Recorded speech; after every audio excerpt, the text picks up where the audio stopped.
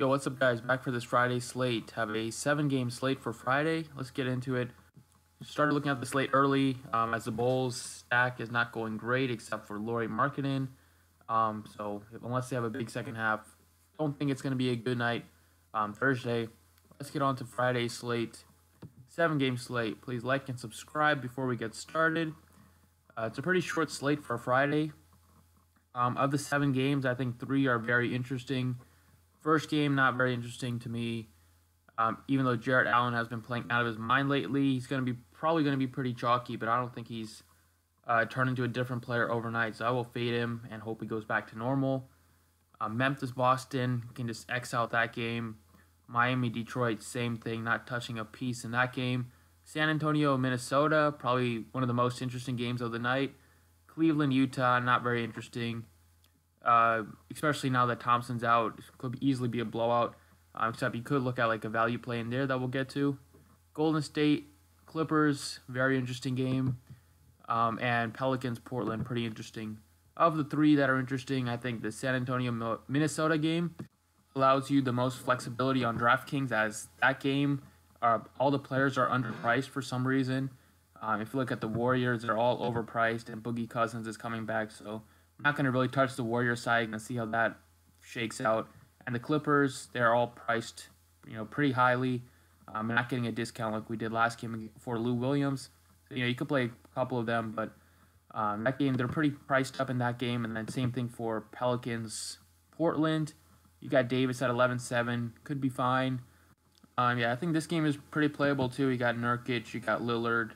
Got some pieces on the Pelicans as well. They play very fast. I play a bunch of players. So I think you can look at the Pelicans side, but they're not getting a big discount on really anybody. But if you look at this San Antonio game, you get a lot of discount on all the players. We got Karl Anthony Towns is under 10,000 after an embarrassing performance against the Sixers. Now he has a couple days off, 2 days off, go back home, get ready for this game against the Spurs. I like Cat a lot. I like DeRozan at under 7,800.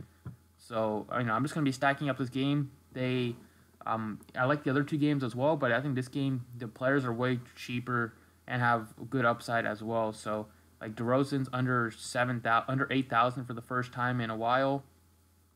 And it is, hasn't been great, but like I've been saying last night, you just have to look at the value play, you look at the price, and you look at the matchup, and you look at how many minutes he plays. In close games, he's playing 39, 40 minutes.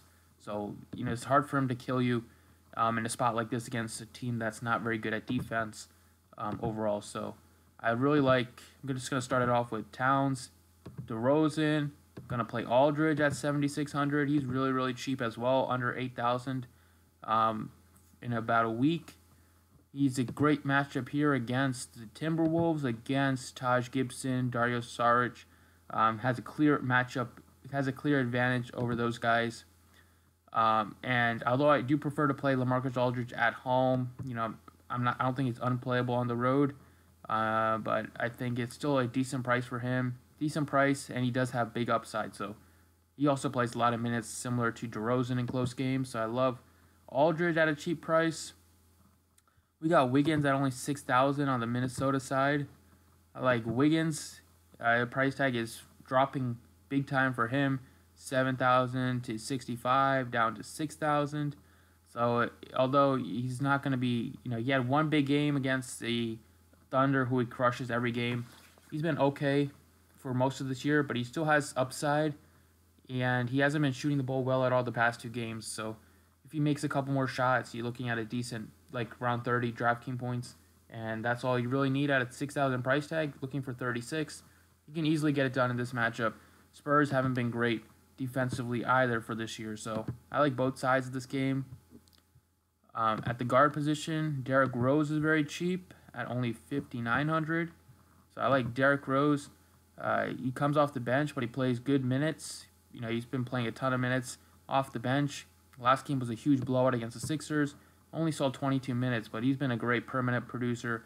Put up 24 during that span. He's been shooting the ball so well this year, especially at home in Minnesota. Plays really well there, and I think it's a spot where he should see good minutes, around 30. His price tag has come down big time. down to 5,900 after he was like over 7,000 and over 6,000 for much of the year. I think it's a spot where you can take advantage of Derrick Rose and even getting main pieces from that game. We still have decent salary left to find some value plays. And we got a big value play right now in Cleveland without Tristan Thompson. We're going to see a lot of minutes for Ante Zizic. As you see, all the centers are out. So Zizic still get minutes. And, if he stays out of foul trouble, he's shown 30-point upside in 2 out of his last 3 games where he's gotten at least 24 minutes. Against Gobert, that is a very tough matchup. But he has the size, and he's the only guy on the Cavs that has the size to match up with him. There's no way Channing Frye and his 50-year-old body can match up to Gobert. And so they're going to need him to stay on the court and play like 30 minutes if he can. It doesn't get into heavy foul trouble. So I like Zizic at 3,700. And that's the plays that I like for today. Thanks for watching. Going to be stacking up the Spurs game for sure. Thanks for watching, and good luck today.